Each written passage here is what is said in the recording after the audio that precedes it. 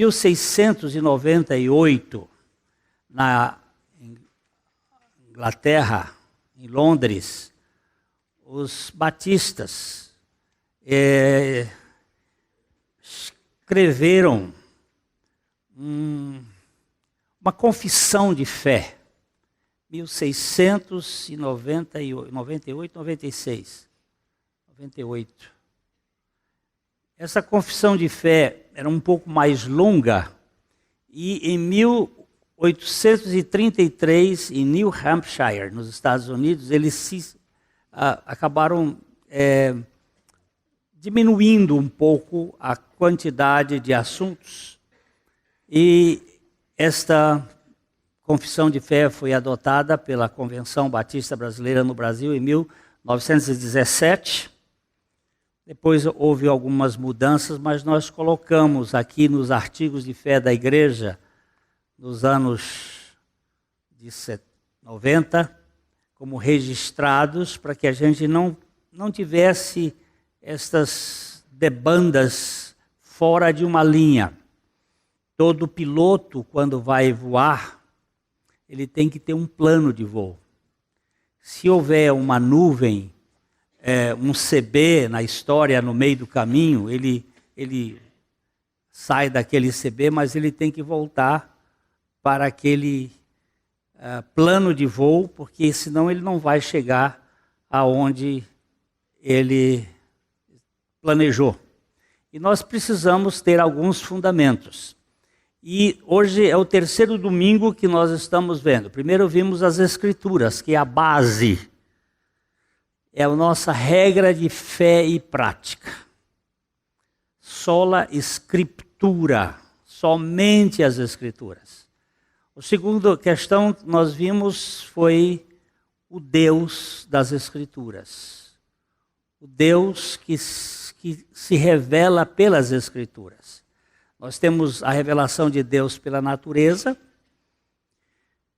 E você sabe que pela natureza ninguém é escusado, porque a natureza ela mostra a criação de um Deus. Você vê esse monstro aqui, mostra a criação de um povo desorganizado, formou isso aqui. Agora esse aqui já tem alguém que deu uma ordem, aqui uma sabedoria, uma inteligência coordenada. E quando a gente olha a ordem do universo todo, você tem que tirar o chapéu e dizer, é inexcusável. É o que Paulo usa lá em Romanos 1, aquele que olhando o divino poder das coisas que são criadas, não poder reconhecer Deus. Hoje nós vamos olhar a questão da queda, do pecado. O ser humano foi criado bom, pois tudo o que Deus fez era muito bom. Mas houve algo sério que o tornou um ser confuso e complicado. Ele foi feito para habitar num jardim com Deus. Mas o que aconteceu nesse jardim de prazeres o fez habitar vazio de Deus, num deserto, sem relacionamento, vivendo numa angústia consigo mesmo. O homem e toda a natureza. Só tem um dia na Bíblia que a Bíblia não diz que foi bom, da criação. São 6 dias da criação. Aí eu não vou dizer o dia, que é para você ter a curiosidade, se é que vai ter. Se não tiver também, não é problema nosso. Mas se tiver alguma curiosidade, veja qual foi o dia que Deus não disse que era bom. São 6 dias da criação. Agora vamos ficar curiosos querendo saber. Agora não vai agora não, é só depois. Vocês vão ver que tem um dia que ele não diz nada a respeito dele. Mas quando chega no último dia, no 6º, diz que e viu, foi quando ele fez o homem na última hora, o homem é feito na última hora do último dia, ele diz assim, e viu Deus que era muito bom tudo quanto tinha feito.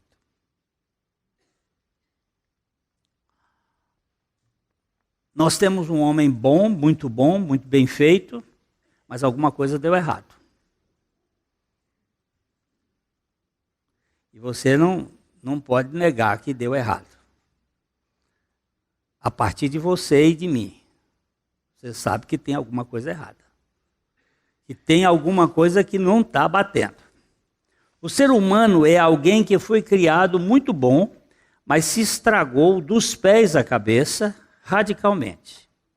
Foi criado bom, mas se depravou totalmente. Mesmo a aparente bondade que demonstramos está contaminada até a raiz pelo orgulho do pecado. Mesmo os atos bons que a gente pratica, ele está envenenado.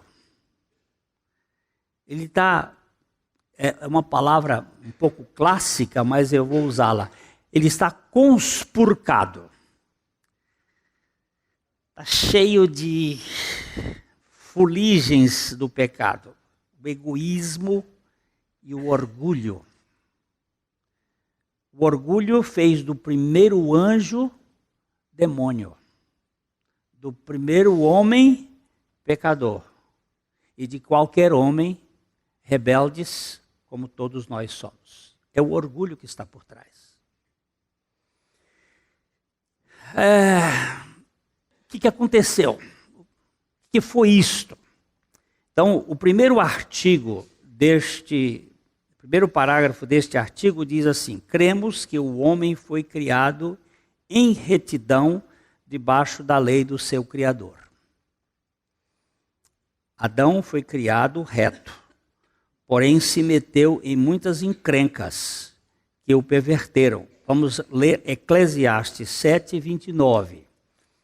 Eis que tão somente achei que Deus fez o homem reto, mas ele se meteu em muitas astúcias. Adão era reto, mas ficou torto e corrompido. E assim a sua raça acabou ficando torta e corrompida pela sua escolha, que também é a nossa. Tem algumas pessoas que querem culpar só Adão. Tem uma história que eu vou contar mais uma vez. Eu não tenho um repertório muito grande, mas essas histórias para mim elas servem. É a história do Moses, um velho escravo lá do Tennessee, que morava na casa e ele tinha que rachar lenha. Já estava velho, um homem aí de seus 70 anos. E ele tinha que cortar lenha para o fogo da casa dos... Isso é 1800 e tanto. E um dia ele estava cortando a lenha e o patrão dele, o dono dele, o senhor da fazenda, estava escutando ele dizer: Adão, seu desgraçado, se não fosse você, Adão, eu não estaria aqui nessa escravatura. E o seu dono percebeu essa conversa. E aí um dia disse assim: Moses, eu quero dizer para você que você já trabalhou comigo mais de 50, 60 anos. Você é um escravo muito bom. E você já é da família, Moses. Eu vou passar uns dias lá na cidade grande. E você vai ficar cuidando da fazenda. A fazenda é sua, ela é minha e você é meu, a fazenda é sua. Tudo que é aqui você tem direito de usar livremente, Moses. Mas está vendo esse baú aqui? Esse baú aqui você não pode mexer nele. A chave está ali, mas você não pode tocar nesse baú. Tá bom, Moses? É a única coisa que eu vou dizer para você. você não pode mexer. E de hoje em diante, você não precisa mais cortar lenha. Você vai mandar as pessoas cortarem lenha no seu lugar. Agora, não me mexa nisto. Aí o patrão viajou, foi embora, passar uns dias lá na cidade. E Moisés ficou comandando a casa.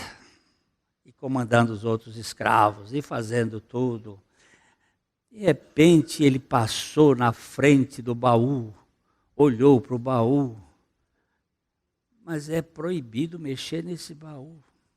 Ah, também, para que eu quero ver baú? Saiu. Segundo dia, voltou aquela mesma coisa. Lá pelos dias se passaram, a chave ali, o baú aqui, ninguém em casa, vou ver o que esse baú tem. Abriu lá, pegou, quando abriu, tinha um bilhete.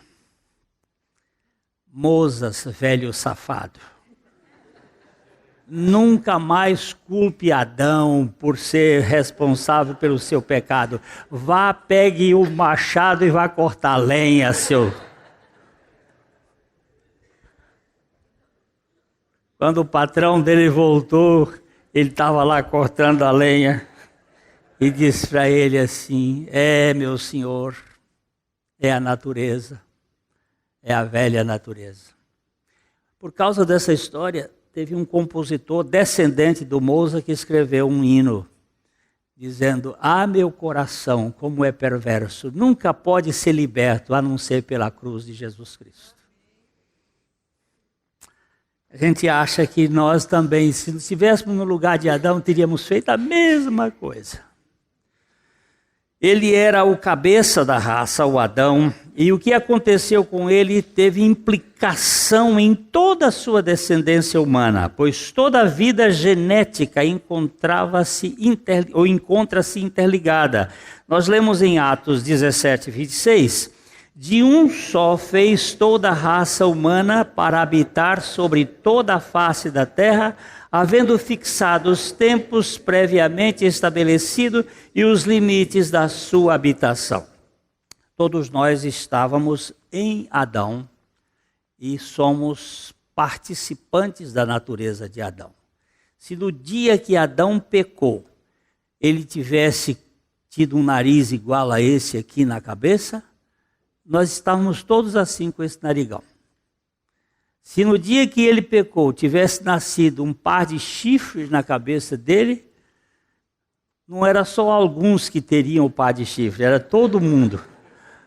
Nós teríamos um par de chifres na cabeça. Adão pecou, a raça humana pecou. Adão pecou, a raça humana se tornou pecadora. O Senhor criou todas as coisas e pessoas para uma interação com Ele. Nós lemos em Colossenses 1,16, pois nele foram criadas todas as coisas no céu e sobre a terra, as visíveis e as invisíveis, sejam tronos, sejam soberanias, quer principados, quer potestades, tudo foi criado por meio dele e para ele. Mas alguma coisa deu errada no caso da nossa humanidade e também na natureza. Nós temos um princípio da natureza que a segunda lei da termodinâmica fala de uma perda de energia. A lei da entropia mostra que o próprio universo vai envelhecendo e vai morrendo aos poucos. Outro dia eu estava ouvindo um comentarista, um estudioso, falando sobre a questão do tomate. Ele disse que o tomate, há 40 anos atrás, 50 anos atrás, ele tinha uma quantidade... É selênio que tem no tomate, doutor? Eu não sei, eu acho que é selênio, é uma coisa assim. Que é menor hoje do que era há 40 anos atrás. Ele disse, não é por outra coisa, que a terra está envelhecendo. Ela está empobrecendo. Mesmo você colocando adubo orgânico, adubo químico, a terra morre. Aliás, eu vou fazer uma propaganda para o Edson aqui. é uma das poucas pessoas aqui em Londrina que faz adubo orgânico. Acho que é a única pessoa, né? Única pessoa que faz adubo orgânico. É mais barato do que o adubo químico. 10% do valor, mas as pessoas não acreditam, creem nas multinacionais e ficam botando adubo químico na terra e ele depois evapora e a terra some e empobrece mais. Mesmo porque nós nem fazemos o rodízio da terra como Deus mandou, que era para a terra descansar de certo período, que é o possedio, a terra do descanso, a gente não obedece, depois a terra vai empobrecendo e vai adoecendo. Mas isso faz parte do pecado, esse envelhecimento. Aqui nós temos alguns textos mais citados pelo nosso artigo de fé que eu coloquei aí para você. O segundo parágrafo diz assim: mas por transgressão voluntária caiu daquele estado de retidão. O homem foi criado reto, mas por transgressão voluntária. Volto a dizer aqui o que disse domingo passado: não culpe a Eva pela queda. Ela não é responsável. O responsável foi Adão e ele teve transgressão voluntária. Filo porque quilo. Não foi por engano nem por tentação. Até a Bíblia chega a dizer que a mulher foi enganada. Adão não. Ele não foi enganado. Ele pecou bem sabendo o que estava fazendo. O pecado ou incredulidade não foi uma imputação de fora para dentro imposta pela serpente, mas uma deliberação pessoal. O pecado surgiu por uma tentação, nunca por uma imposição de Satanás. Eva até foi enganada, mas Adão desobedeceu de modo voluntário. O pecado original é uma decisão pessoal de um ser livre. Nunca culpe a Satanás por ter tentado. Ele também tentou Jesus, mas Jesus o venceu. Não diga que Satanás é culpado. O culpado é o homem. Ele pode ter sido tentado, sim. Esse diabo, eu vou dizer, esse Adão, esse Glênio, a tentação é minha. Eu aceitei a tentação. A Bíblia é clara em mostrar a entrada do pecado como uma decisão de Adão e o seu contágio como resultado dessa escolha. Romanos 5:12. Portanto, assim como por um só homem entrou o pecado no mundo, e pelo pecado a morte, assim também a morte passou a todos os homens, porque todos pecaram. Isto é uma cadeia de dominó. Derruba um, cai todo. Nós pegamos uma causa eficiente de Adão para nós e somos hoje responsáveis também pelo nosso pecado. Adão e Eva eram a humanidade e quando o homem pecou, a raça despencou. A história da raça humana é de morte espiritual e queda moral. Somos uma geração de caídos e caiados. Nossa natureza espiritual está morta e nossa alma finge que tem vida de caráter eterno, mas tudo no homem natural encontra-se corrompido pelo pecado. Vamos lembrar aqui, corpo é essa casca, é movida por uma alma que me faz levantar o braço, mas tinha que ter um espírito que ligava com Deus. Quando o pecado veio, essa ligação com Deus desapareceu. É como se fôssemos um telefone celular carregado, ele tem vida enquanto a energia está na bateria, mas que não tem mais forma de se ligar à fonte. Você não tem mais cabo para ligar à fonte. Então ele vai consumindo a energia que tem até desaparecer e acabar. Isso só para explicar que a alma ela precisava da vida do espírito. A vida do espírito desligada de Deus, ele não tem condições de se comunicar permanentemente. O homem, o novo nascimento não tem a ver com alma, tem a ver com espírito, que estava morto nos delitos e pecados.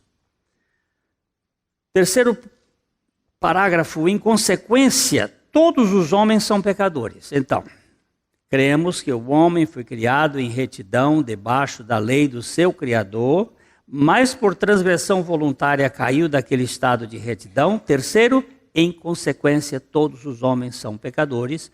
Por isso, todos os seres humanos encontram-se separados de Deus e impossibilitados de se religar com Ele por seus próprios esforços. Um morto espiritual não pode se comunicar com um espírito que é essencialmente espírito. Um Deus que é essencialmente espírito. A vida de Deus é espiritual e está em outra dimensão que fica impossível para a nossa mente carnal percebê-la de modo espiritual. Houve um momento lá no sepultamento do meu sobrinho que eu fiquei do lado do caixão e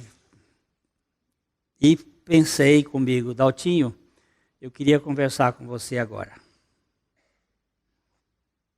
Mas não tinha jeito.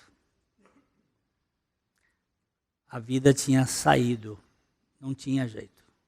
Ali era só o cadáver. Do ponto de vista espiritual, uma pessoa que não nasceu de novo, ela é um cadáver espiritual. Ela não tem vida espiritual. Ela pode ser criada na igreja, ela pode saber a Bíblia de cor, ela pode fazer todos os mecanismos religiosos com a alma, mas ela não tendo vida espiritual, ela não tem espiritualidade nenhuma. Nós estamos estudando com os homens um livro, O Resto do Evangelho, em que Dan Stone, o autor desse livro, muito precisamente ele fala dessa realidade espiritual, mostrando, ele diz que um amigo dele, que era da igreja há muitos anos, eles andaram juntos, ele discutia sobre a morte com Cristo, sobre a vida da ressurreição, mas um dia ele disse, rapaz, isso tudo era só no plano da minha alma. Agora veio a revelação, agora eu sei. Ser teólogo, ser professor de Bíblia, ser tudo isso é muito interessante, mas isso não significa nada. Ontem eu estava citando para a minha sobrinha, a Eta Linderman, uma professora da Universidade de Munique, de crítica textual, de mulher muito capaz, professora, doutora, estudante da Bíblia, aos 62 anos de idade, depois de aposentada, nasceu de novo. E aí, ela foi ser missionária na Tailândia. De lá, ela escreveu alguns livros sobre a verdadeira realidade do que é a crítica textual e da verdadeira realidade do que é Cristo vivendo em mim. Uma coisa é certa, novo nascimento não tem nada a ver com alma, tem a ver com o espírito vivificado por meio de Cristo Jesus. É uma vida espiritual. A essência do pecado é a incredulidade, a expressão vital da incredulidade é a rebeldia, o egoísmo, o caos e a mentira. Todos nós nascemos neste mundo arrogantes e desobedientes por natureza. Somos uma raça de revoltados e autônomos. Romanos 8:7 diz: por isso, o pendor da carne é inimizade contra Deus, pois não está sujeita à lei de Deus, nem mesmo o pode estar. O ser humano natural é inimigo de Deus. Inimigo de Deus não é uma pessoa que, eu estou contra, sou ateu. Não. Inimigo de Deus é aquele que não obedece à lei de Deus. Vocês serão meus amigos se fizerdes o que eu vos mando, disse Jesus. Mas é por incredulidade. Essas 4 palavras que aparecem aqui, rebeldia, que são frutos da incredulidade, rebeldia, egoísmo, caos e mentira. Um pai ensina uma criança a ser rebelde? Onde é que ela aprendeu a ser rebelde? Ou você teve um filho que não foi rebelde? Alguém pode me dizer aqui, teve um filho que não foi rebelde? Levanta a mão aí que eu quero conhecer essa estátua. Um pai ensina uma criança a mentir? Eu sei que tem uns que ensinam. Mas a maioria não vai ensinar uma criança a mentir. E a criança mente com quantos meses? Ela já mente no choro. Fazendo manha de uma coisa que não existe. Está limpinha, já comeu, está banhadinha, e a criança vira o mundo de cabeça para baixo quando ela quer uma coisa que ela não... E outra coisa, caos. O que é caos? O que é cosmos e o que é caos? Cosmos é isso aqui, ó. Esse papelzinho aqui, ó. Cosmo. Isso aqui é cosmo. Eu dobro direitinho. Fica todo, hein? Isso aqui, ó, tá bonitinho, não tá? Dobrei pontinha por pontinha. Isso aqui é educação. A criança faz isso.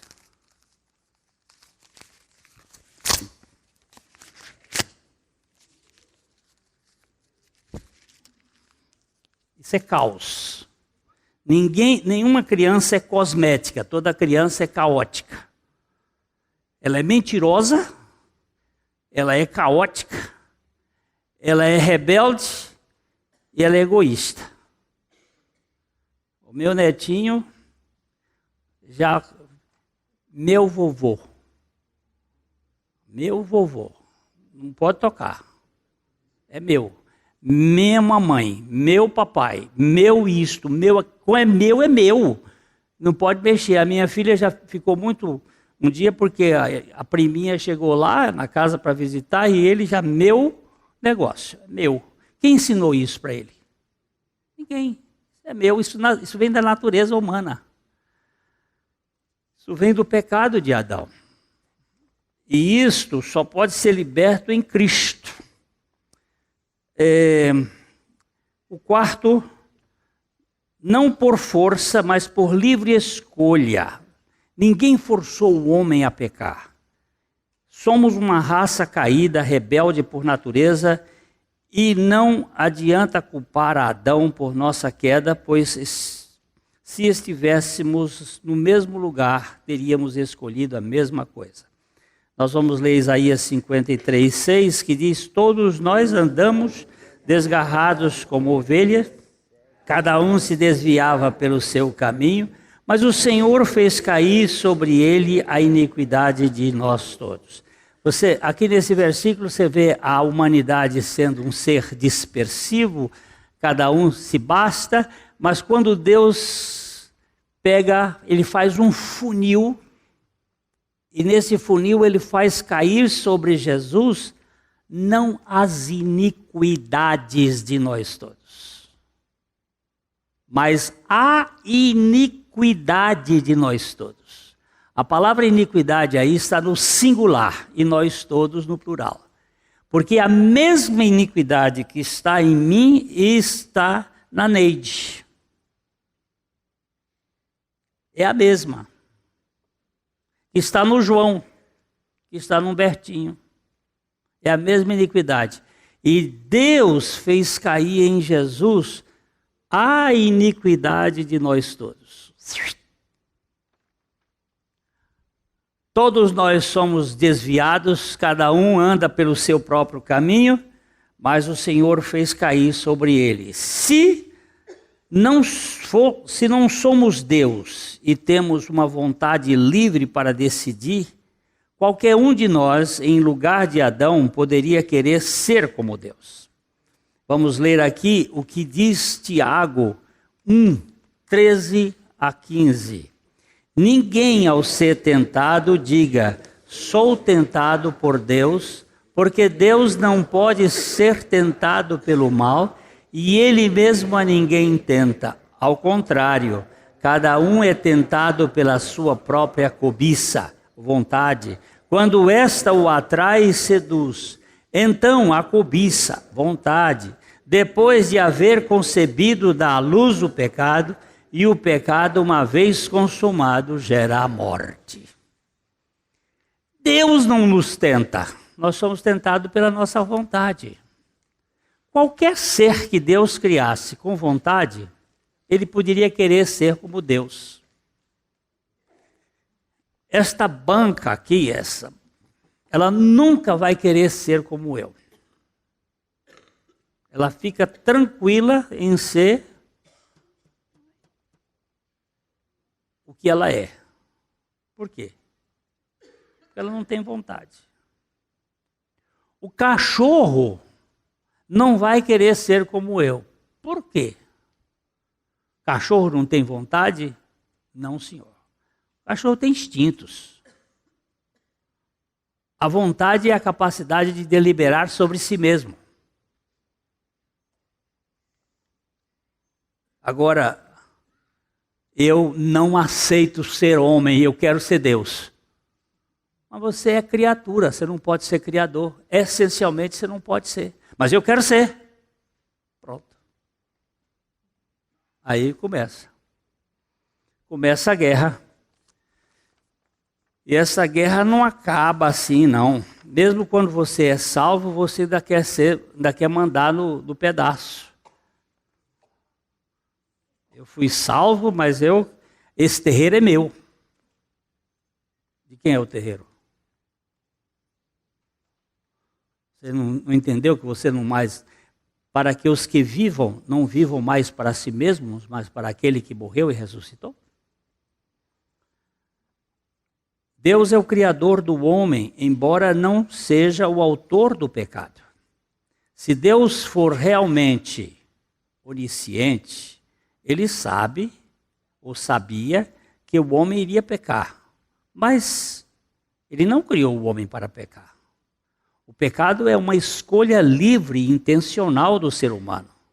É verdade que ele foi tentado, mas pecou como uma decisão sua e deliberada. Alguém me perguntou há um tempo desse assim, Deus sabia que o homem ia pecar? Sabia. E por que ele criou? Vai perguntar para ele.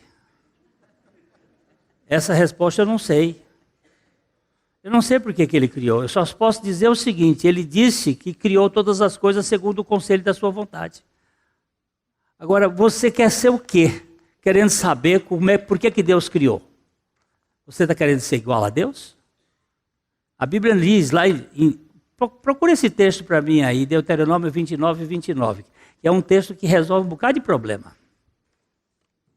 Deuteronômio, é o que eu vou beber. Deuteronômio 29.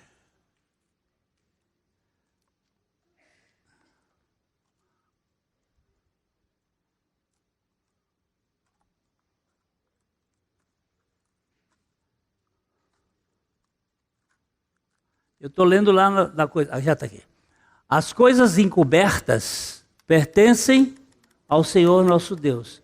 Porém, as reveladas nos pertencem a nós e a nossos filhos para sempre, para que cumpramos todas as palavras desta lei.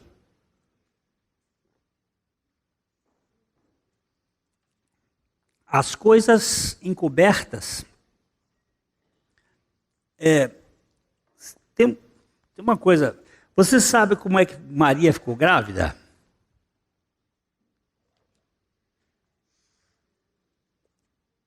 Veio a sombra do Onipotente e copulou com ela. São as explicações. Eu não sei, eu sei que Deus veio e gerou um filho no ventre de Maria. É só o que eu posso dizer, o que está escrito.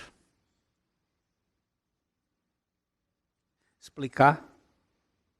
Nunca.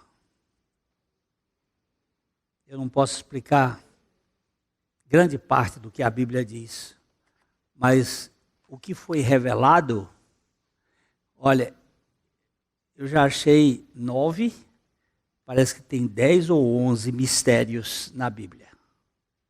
Só um foi revelado. O mistério da fé não foi, o mistério da igreja não foi, o mistério de Cristo, o mistério de Deus não foi.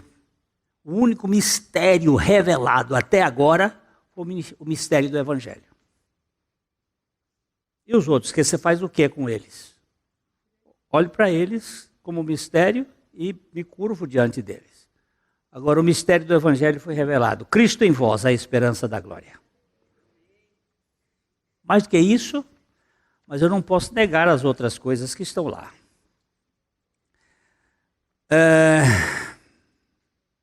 Devemos nossa criação a Deus e nossa corrupção a nós mesmos. Disse muito bem Stephen Charnock. Tudo o que somos e tudo o que temos foi Deus que nos deu, menos o pecado. Até onde percebo, Deus não nos predestinou para pecar, pois o pecado é a única realidade que o ser humano conseguiu produzir neste mundo caído. Mas o homem fez um banco. Não. Ele fez uma transformação. A única coisa que ele sabe fazer mesmo é pecar.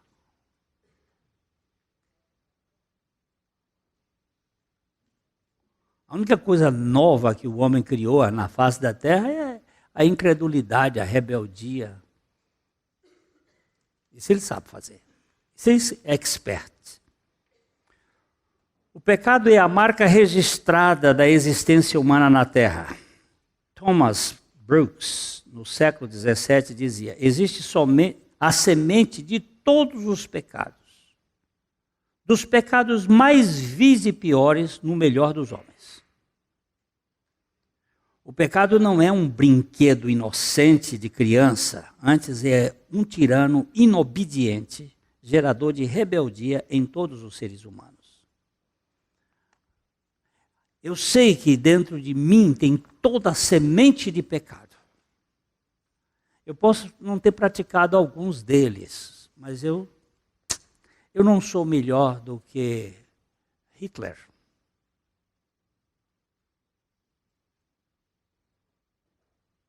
Eu não sou melhor do que... Me dá um outro.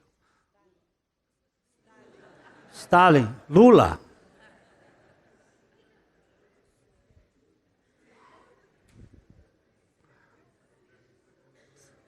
Não sou melhor do que nenhum deles, eu não sou. Eu sou um homem mau, perverso, mas sou um alcançado pela graça de Deus. Essa consciência precisa andar junta. Paulo, no final da vida, ele disse: eu sou o principal dos pecadores. Um homem que chega a dizer isto é porque ele tinha consciência. Mas ele não se achava o principal dos pecadores sem ser o maior dos amados de Deus.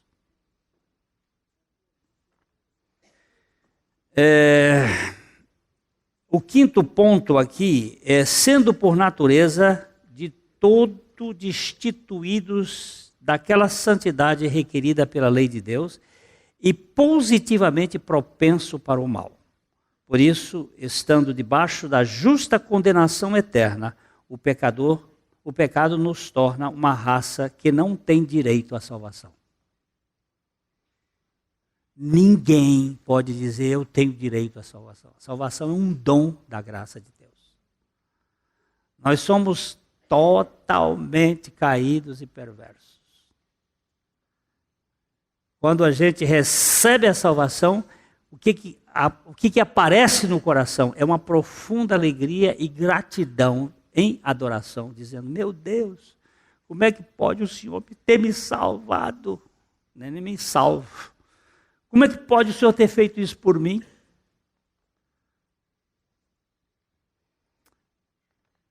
Eu merecia o inferno e agora sou membro da família real? Puxa vida, puxa vida. Diz o Matthew Henry que só essa consciência pode mudar o princípio da crítica e da zombaria da boca dos cristãos.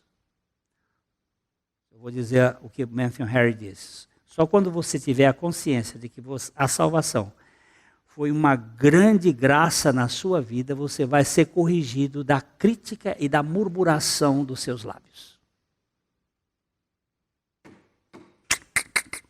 Enquanto não vier essa consciência, não vai. Vai ficar sempre achando e criticando e murmurando e falando mal do outro e falando que o bicho ficou feio, que não tem nada que preste. Isto é falta de consciência da salvação. Quinto, onde é que nós estamos? Sendo por natureza assim. Por ocasião da queda, os dons naturais do homem foram corrompidos pelo pecado, enquanto que os dons sobrenaturais perderam-se completamente, afirmou com precisão Santo Agostinho. Somos uma espécie morta, espiritualmente falando, e não temos o menor lugar para Deus em nossa agenda. Se houver algum lugar, é porque Deus antes abriu espaço. Eu não te queria, mas ele disse, mas eu te quero, e ele me convence a querê-lo. Porque ele me quis, eu acabo querendo. Chama-se graça irresistível. Não dá. Nós somos uma geração caída, uma raça morta espiritualmente, uma turma inclinada para a maldade. Mesmo o bem que fazemos, fruto da árvore do bem e do mal, está corrompido pelo orgulho e totalmente infestado de altivez do egoísmo. É repetição para firmar. Uma bala dum-dum no coração de um sujeito o mata fisicamente. Uma bala ferina no âmago da alma, uma palavra ferina no âmago da alma de alguém o mata emocionalmente. O pecado no espírito do ser humano o matou espiritualmente. Eternamente. Só um milagre pode mudar essa história espiritual, como diz Efésios 2:1. Ele vos deu vida, estando vós mortos nos vossos delitos e pecados. Tem gente que tem problema no corpo. Até mesmo uma paralisia cerebral, né? A criança que nasce com defeito, tem problema no corpo, mas a alma dela é bem adequada. Uma alma, mas tem físico doente, mas tem uma alma adequada. Mas se ela não tiver um espírito vivificado, nada feito. O espírito é que manda em tudo. A gente fica mais preocupado com eu estava falando com a Cidinha, lá com o Nivaldo. Eu digo, o bom dessa história toda aqui é a fé que ele teve. Foi com o Antônio que eu falei. É que ele creu no Senhor Jesus Cristo. A gente sente a saudade. A gente sente a saudade da pessoa, parente, amigo, você sente aquela saudade. Mas você não tem desespero, por quê? Porque você sabe que a pessoa, o cristão verdadeiro, a não ser que a Bíblia esteja mentindo. Mas eu não vou botar mentira na boca de Deus. Quando Jesus disse para o ladrão lá da cruz, hoje mesmo estarás comigo no paraíso. Tem alguma coisa mais para fazer? Vamos duvidar disto? Havia um ditado entre os judeus que dizia: os pais comeram uvas verdes e os dentes dos filhos ficaram sensíveis e doloridos. Mas Ezequiel, capítulo 18, verso 4, diz: mas o Senhor disse, nunca mais falarão isso entre vocês, pois a vida de todas as pessoas pertencem a mim. Tanto a vida do pai quanto a vida do filho são minhas. A pessoa que pecar é que morrerá. Quantos morrem, hein? Todos. Então, todos pecaram, todos morrem. Não fica culpando, por que esse nasceu cego? Porque foi o pai dele que pecou, foi a mãe, quem foi? Para ele nascer desse jeito. Jesus foi corrigir esse problema. Todos nós morremos por causa do pecado, é consequência do pecado. Mas ele está dizendo, nós somos todos por natureza pecadores e mortos espiritualmente. Como disse Søren Kierkegaard, o homem nasceu e vive em pecado. Ele não pode fazer nada em favor de si mesmo, pois só é capaz de prejudicar-se a si mesmo. Ele não pode fazer nada em favor de si mesmo, do ponto de vista salvador, nada. Por isso que quando eu escrevi aquele livrinho, A Religião, a Bandeira do Inferno, alguém chegou, mas esse título é muito ruim. Eu digo, eu não tinha um pior para dar para ele. Se pudesse ser mais duro, eu queria ser mais duro. Mas teve um empresário no tempo que não era aquela livraria La Selva,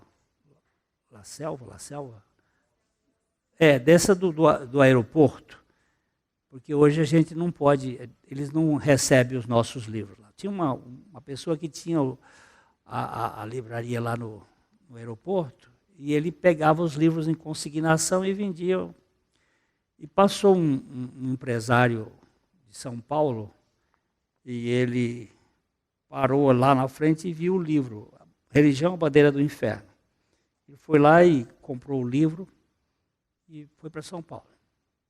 2 dias depois, ele ligou para a editora, perguntando, o escritor desse livro ainda é vivo?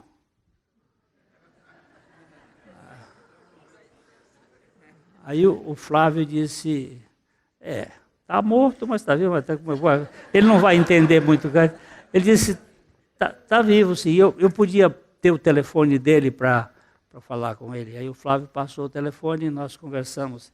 Ele disse, Glênio, eu vou dizer uma coisa para você. Eu sou um católico, apostólico, romano, bem praticante, mas eu quero agradecer a você por esse livro. Ele disse, essa ideia que você colocou do mais velho e do mais novo, sempre o mais velho como religioso e o mais novo como aquele que encontrou o Evangelho, eu fui um mais velho que fui encontrado pelo Senhor Jesus Cristo. E eu hoje posso dizer que eu sou nascido de novo. Se não tiver mais nada, esse homem já me deu uma resposta do que é o Evangelho. Eu não posso me religar com Deus com religião. Ele teve que se ligar comigo e me buscar no porão, no esgoto do mundo, nas profundezas do abismo. Eu estava falando isso há pouco para um querido que ele estava aqui conversando. Ele tem um problema com a bebida. Eu disse, querido meu, não é possível vencer. Você não é possível vencer a bebida nem a você mesmo. Mas Jesus Cristo, das profundezas do abismo, eu clamo a ti.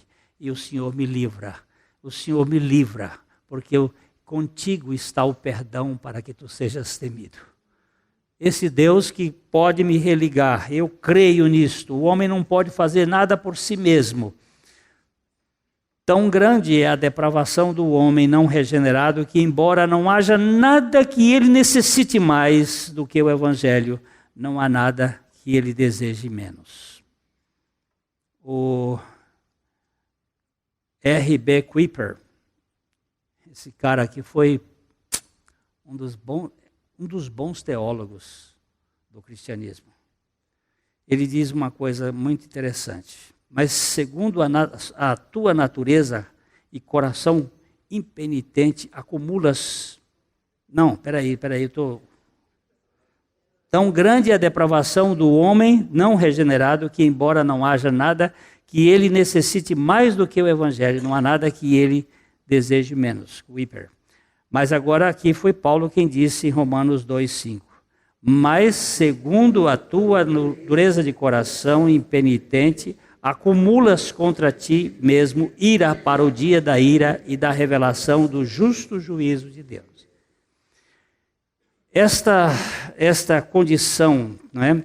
Sendo por natureza de todos destituídos daquela santidade e requerida pela lei de Deus e sem justificativa de escusa. Ninguém pode justificar-se diante de Deus.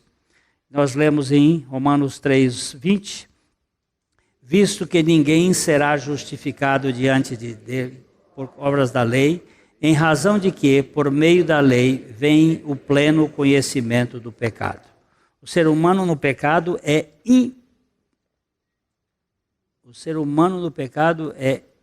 imutável sem a graça de Deus, a graça de Cristo. Imutável significa que não pode ser mudado. Não há mudança. As pessoas podem ser transformadas pela graça divina, mas a humanidade é irremediável em si mesma. O pecado degradou a humanidade de tal forma que, a partir do que ela é agora, não podemos formar nenhum conceito do que deveria ser. Como seria a humanidade? Não tem nem noção. Eu recebi um WhatsApp de um homem atravessando uma rua, um desses países de língua espanhola. Todo mundo parou no sinal e ele vai atravessando com um andador, igual a irmã Ingrid tinha um andador, ele ali, e uma sacola de maçãs. E de repente, quando ele chega no meio da rua, a sacola arrebenta. E 30 maçãs, 20 maçãs saem rolando e todo mundo com o carro parado, esperando o sinal abrir para poder passar. E aí, um abre o carro, o outro abre o carro, o outro abre o carro, o outro abre o carro e começaram a cantar a maçã. E a pergunta: quando o mundo será assim?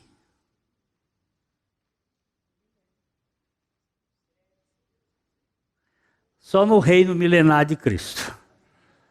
Porque com essa natureza que nós temos, passava por cima do velho e as maçãs que ficassem para lá, já mesmo que está velho e quebrado velho, para que serve mais? É assim que o mundo está. As pessoas podem ser transformadas assim. Somos uma raça caída, perversa, corrupta, depravada, que só o milagre da graça pode fazer algo nisso. E nós lemos aqui em Gálatas 3:22, mas a Escritura encerrou tudo sobre o pecado, para que mediante a fé em Jesus Cristo fosse a promessa concedida aos que creem. Aleluia! Eu creio no milagre do Evangelho de Jesus Cristo, que pode tirar esses bagaços e fazer novas criaturas. A Livraria PIB Londrina procura selecionar cuidadosamente seus títulos e autores a fim de oferecer um conteúdo alinhado com o Evangelho de Jesus Cristo. Bíblias, livros de teologia, devocionais, literatura infantil, biografias, comentários bíblicos e muito mais. Dispomos também de um acervo de CDs e DVDs das mais de 5.000 mensagens ministradas na Primeira Igreja Batista em Londrina. Visite a Livraria PIB Londrina e conheça ainda mais. Livraria PIB Londrina, de segunda a sexta, das 13h30 às 18 horas. Endereço na Avenida Paraná, 76A, próximo ao Calçadão, bem no centro de Londrina.